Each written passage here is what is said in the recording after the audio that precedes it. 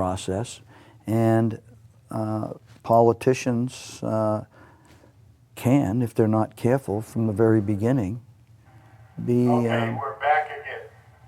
All right. Give it another go from the start, huh? Yeah. Okay. Be beholden to that, right? And The names are all the same still, so that's good. Yeah. Okay, watch your camera.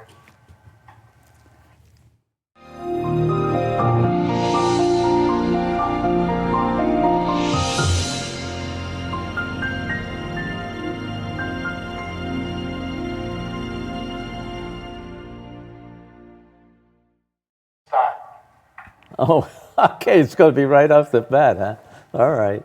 You better change the clock then.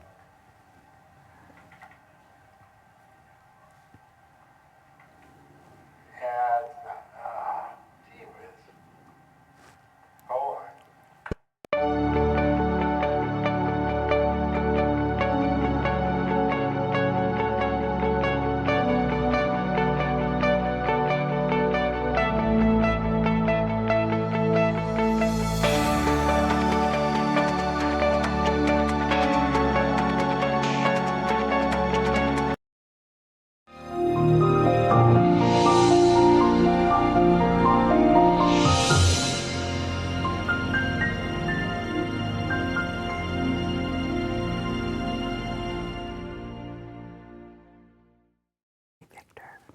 Hello, and help me welcome General Bodock. General, welcome to the People's Sir, View. glad to be And here. you're running for Senate on the federal government. Yes, and, sir. This is the whole state, and you're running around getting to know everybody. I am, and it's such a huge pleasure to do that, right? I'm having a lot of fun doing it. I have a great campaign team. It's small, so it gets a lot done because it has to, right? You know, we're very decentralized and we're flat in our communications, so we do things as, you know, pretty fast and decentralized, so everybody's empowered to act. Just the way I like to run it, and we have a great political director who has put you know, county chairs in place, and we're building a network through the state so that we can respond to things very quickly and answer people's questions, and you know, we're putting all that infrastructure in place, right? And it's really moving forward. But the best part of it is meeting people here in the Granite State, and certainly traveling around the Granite State. And even though I was born and raised here, there are so many things that I have not seen in this state and I was not aware of in this state that I'm becoming more and more aware of. Well, Right? that's good. You So, get to know the it's people awesome. that you're that are supporting you. Yeah. But you're retired from the military about a little over 2 years, and now you're also teaching up New England College. Yes, sir. What brought you to the last step into getting into a political situation? Well, it's basically my exposure working and supporting veterans here in the state and in New England and across the country. My wife and I sit on, you know, 7 different boards for veterans across the country.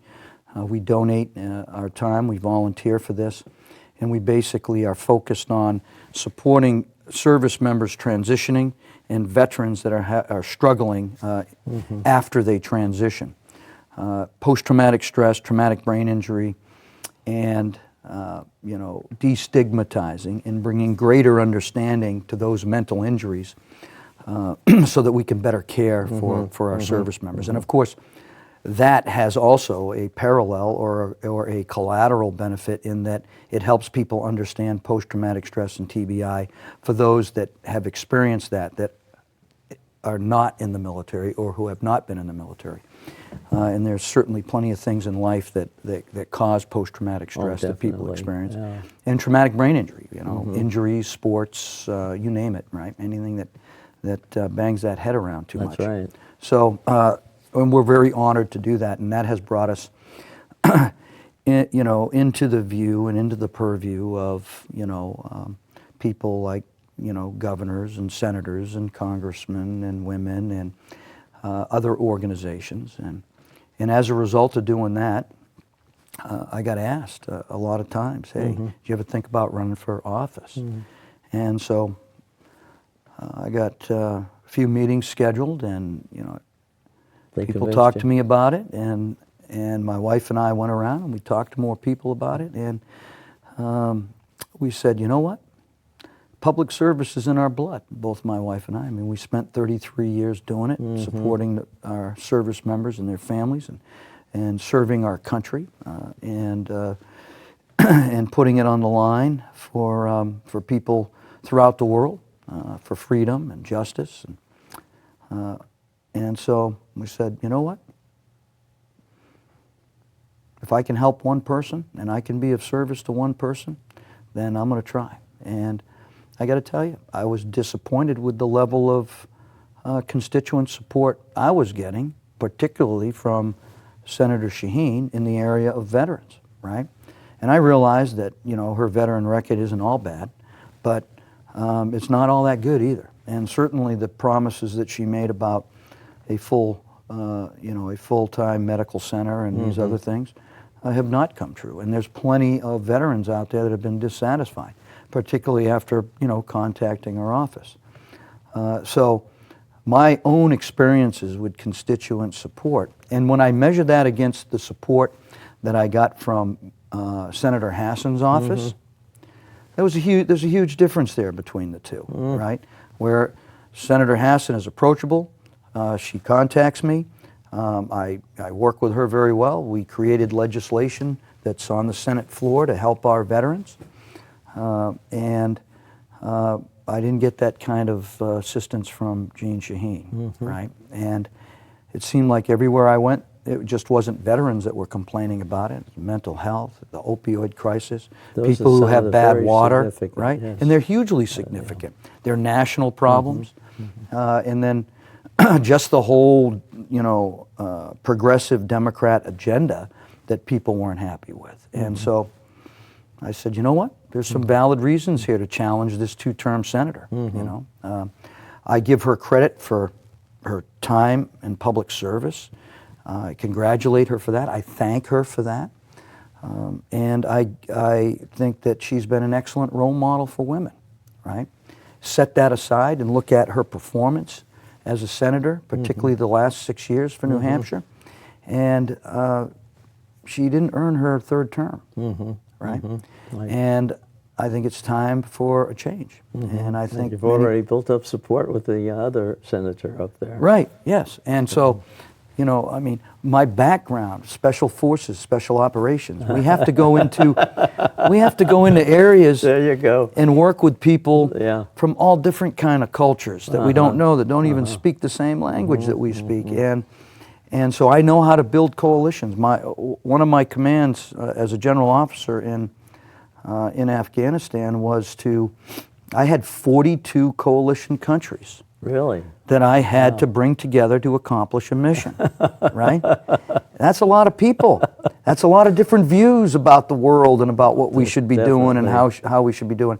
And then some of them, we call them caveats, right? Some of them could do this, others couldn't do that. So you had to be blend able it, to right, yeah. balance it, right? So, and that's what you do down there. That's what you do in Washington, D.C., right? Now you got to get in there, check your ego at the door, work with people. It's about teamwork. People call it bipartisan. They call it reaching across the aisle. I call it teamwork. And the team are the people in New Hampshire and the people in America. That's the team that we're supposed to be supporting. And I believe it's not being supported the way it should be. And we need to do something about that. And that's the main reason I'm running. Yeah, well, with your career, I think it's given you enough battle scars that you've learned a lot on how to be a proper leader. Yes, people. yeah, you're absolutely right. The breadth and depth of my experience in going from private to sergeant to lieutenant to general is something I'm proud of. Not because I'm boasting about it. I am very humble about that. But it's the American dream. I went from the bottom of an organization, That's right, yeah. based off of my, what I learned in New Hampshire, my values, my ethics. And I took those with me and I went into the world and I stayed focused and I worked hard and I never quit. And that comes with certain rewards. And I learned that here in New Hampshire. And if I can give back to New Hampshire for what they gave me, I'm willing to do that, and I want to do that. And it's about serving people. You know, my platform has three basic constructs to it: people, family, and mission. People are our most important asset. Family is the cornerstone of our community. Our communities are the cornerstone of our country. And the mission, servant leadership, holding yourself accountable to people, being responsible for all the actions that happen, being willing to admit that you'll make a mistake, that you don't know everything, and that you need people's help to be successful. You can't be successful down there in Washington, D.C. without people's help, right? And the help is 1.3 million people back here. That's right. And we need to leverage that. And I just don't see that happening. It seems as if, boom, they go down to Washington, D.C., and they're on their own agenda. And they're looking to get reelected, and they're going to do the establishment things that they need to do in order to stay good with the establishment so they can get a lot of money, build a political machine, and at the expense of the very people they're supposed to serve. And that's wrong. Right. That's not how I learned to operate. I think you can be just as successful operating in a different way. And I tell everybody, it's a job interview, right? And I want the honor to be your senator, and I look at it that way. And constituent support is at the top. Protecting the Constitution, our economy, and being fiscally responsible and balancing the spending that's leading to an atrocious debt and deficit that over time, regardless of how good our economy is, they're going to meet in the middle, and it's going to break us. And we have to get people down there that understand that and that are willing to make the hard choices to benefit the people, to benefit New Hampshire, and to benefit America. And then national security and national defense. Some of the biggest oversights that we have are grid security, right? Our grid is so vulnerable. We need to start looking at how we're going to protect that, and we need to protect it. Our infrastructure is vulnerable. It's getting older and older and older, and I believe the federal government has a responsibility to support the states in that endeavor. President Eisenhower thought the same thing. Yeah. I mean, he knows how important. And our infrastructure that we put in place is the very infrastructure that other countries want to emulate. We have to protect our cyber. We have to protect our communications. We have to protect our IT. These are all huge things. And we have to build a strong military, right? President Trump has been doing that. But our strategic Navy, our strategic Air Force, and our strategic nuclear forces have some real deficiencies that endanger America's safety and security. And we got to get on that.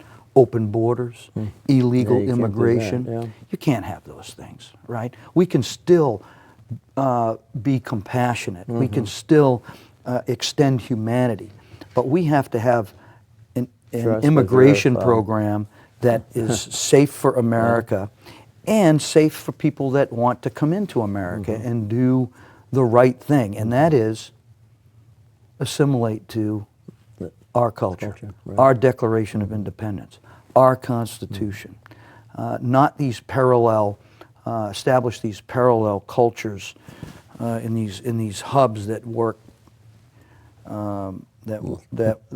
Almost work like many countries. Yeah, and that's not America. America's a melting pot, Right, yes, right. but a melting pot designed around specific ideas and values and rights that are embodied in our Declaration of Independence and then put together in a beautiful document that has not been ever replicated again to establish a republic. We have democratic principles that we follow, but we are a republic, and that's what people are missing. And our founding fathers did that intentionally. Democracies are so fragile and so hard. They always fail, but the republic has not, and it can get stronger as long as we stick to the ideas in in those documents. And we're getting further and further away from that. And we can see it with the control that's being pulled up by Washington and the growth of the government. We're no longer a limited government. We're an unlimited government, and we're growing exponentially every time Congress passes a law or every time they pass a budget, if they can get around to passing the budget, right? They haven't done that Yeah, lately. their number one responsibility, right? And a budget that doesn't increase our deficit spending Right. and add to the debt exponentially. It's just irresponsible. And those platform ideas nested with people, family, mission, and then when you take President Trump's Keep America Great, my concept, overarching concept, is strengthening the republic. Strengthening the republic, because that's what needs to be done. There are no rights in our Declaration of Independence that give you the right to free anything, except for your life, liberty, and the pursuit of happiness, right? And so you have a right to a free education. You have a right to free health care. No, you don't. Those aren't your rights, right? Right. Our government will help people that need help, but that can't be a forever thing either. You have to have determination, self-reliance, initiative, and that don't tread on me attitude that made this nation and keeps it great.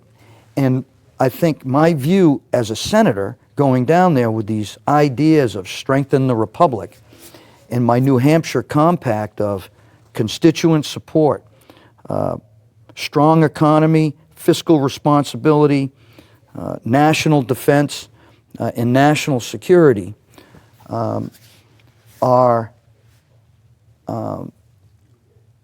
nest very well with what President Trump wants to do in his policies to keep America great, to put America first, but I want to do it with an eye on New Hampshire first, right? Recognizing my responsibilities as a senator to America, but we've had this senator, Jeanne Shaheen, who hasn't spent any time here really, and any focus on New Hampshire.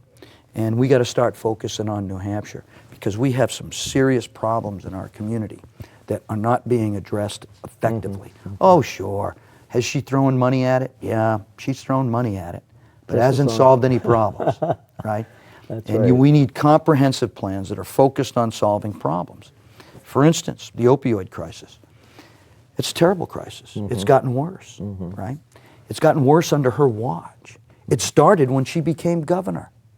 She was at the scene of the crime when all the OxyContin came in here, and she left in 2002 and 3, and she did nothing about it, and she comes back into politics in 2007 and is still passing out tickets. Fentanyl becomes a serial killer in our country and in our state.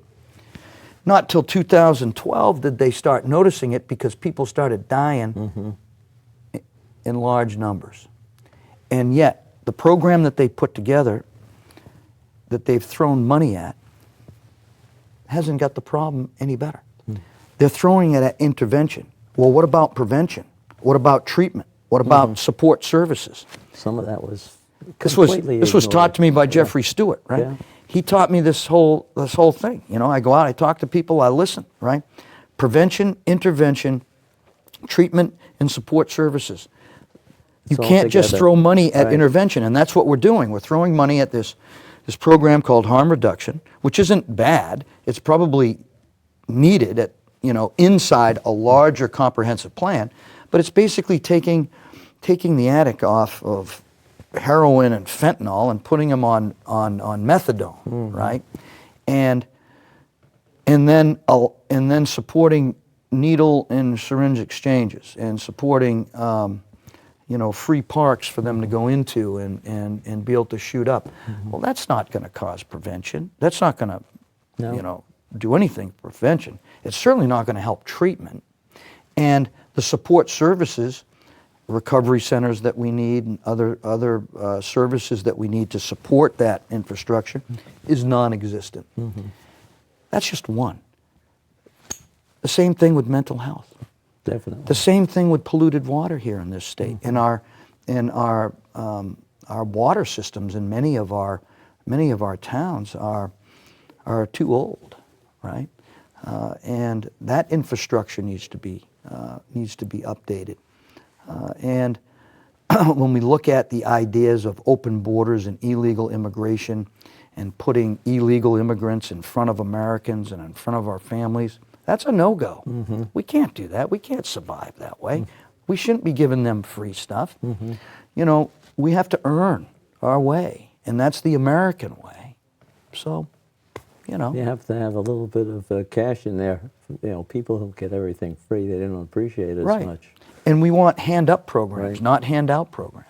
And we don't want people to be on welfare for the rest of their lives and have generational welfare. There's no reason for that. And so we have to review these programs and look at it and put key things in place, job programs and stuff that bounce them out of this troubled time, right? That should be, you know, a government that's taking care of itself, that has a good economy and good fiscal responsibility. Everybody can have a job. If you elect not to have a job, that doesn't mean that we provide you everything for free. Right. We got to draw a line here, right? If we don't, then we're going to create the problem that we have today. I had an interesting drill with my students in my leadership course, and I said, let's talk about your generation. Let's talk about why your generation is perceived. Now, it's not perceived by me because I've led your generation in combat. I know what you guys can do. I've seen how you perform in the military. I know what you can do.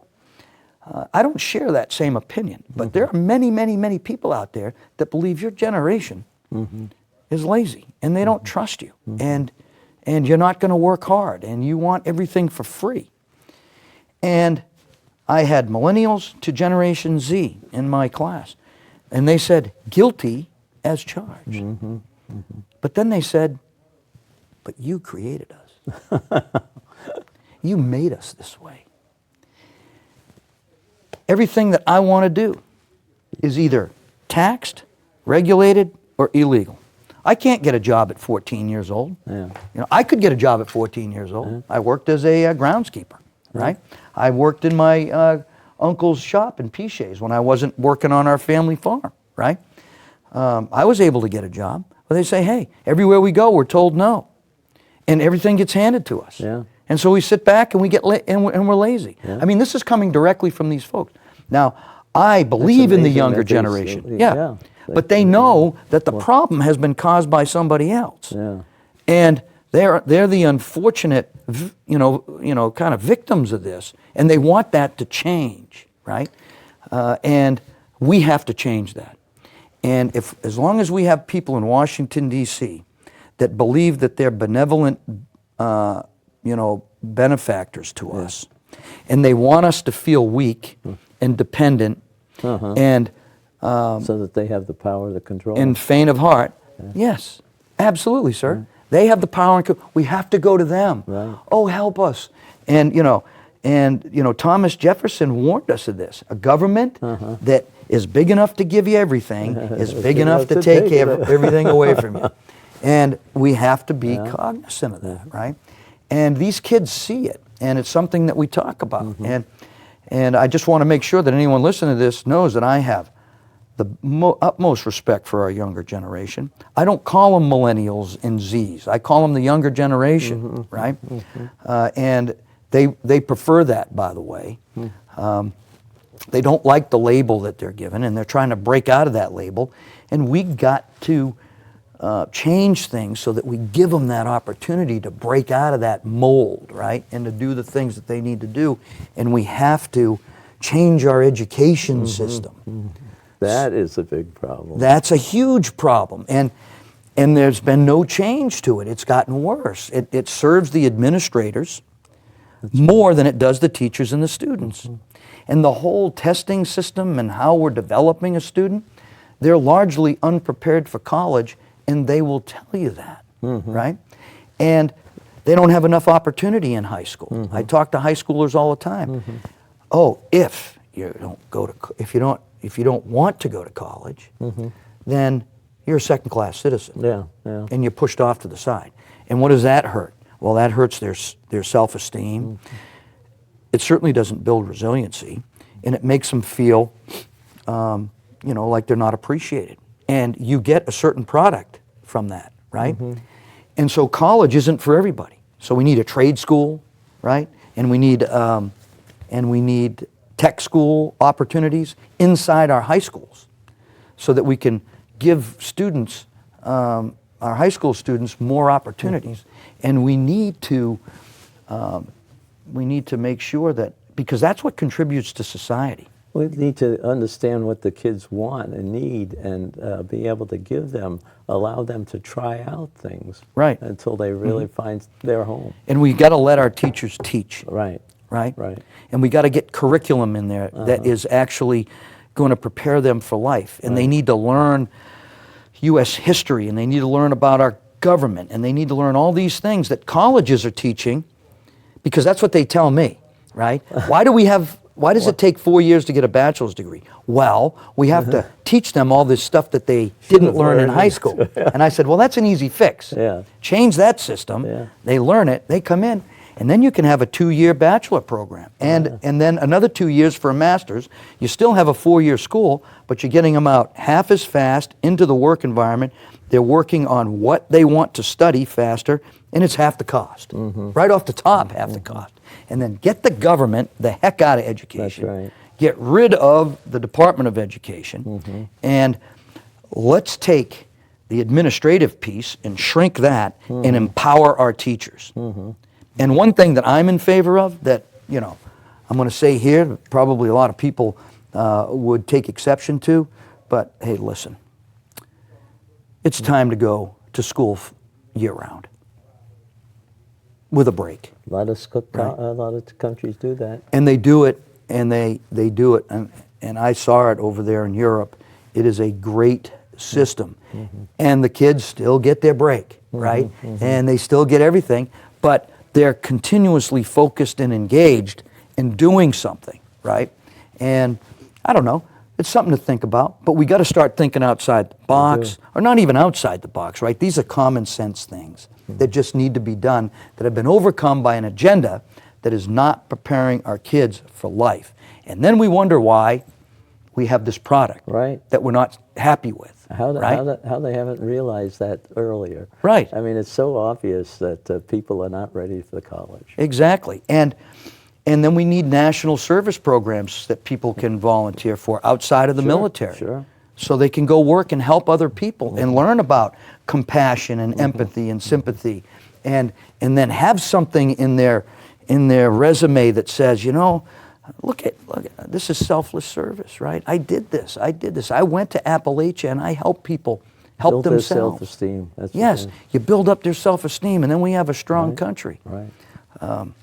Well, General, we've run out of time. That went fast. I wish we had another 27 minutes. Reset the Maybe clock. We'll have to do it again. You are awesome, and I really appreciate this opportunity. I want to thank you very, very much. Well, I thank you for coming, because we try to get people who want to do something and change what's happening to this country. And I think you're one of them. But thank you, sir, very much. You got a good competition out there too. We do. So, we do. So whoever wins, I think we win in the end, as long as it's this side. Right. Well, God Okay. bless you, and Thank thank you so much. Really appreciate it.